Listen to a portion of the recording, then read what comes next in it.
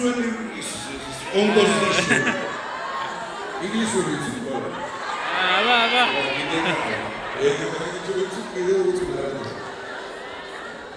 ინგლისურად ისაუბრეთ ხოლმე და ჯვარკის ინგლისურად გაცნობთ რა სპორტის კომპეტენტური პერიოდია ზეგი ეცნიერ მიკროფონი რო ენების ნახევარი დარჩება 100 წელიწადში ოდა ნუ დავკარგავ გამენას ეს იქნება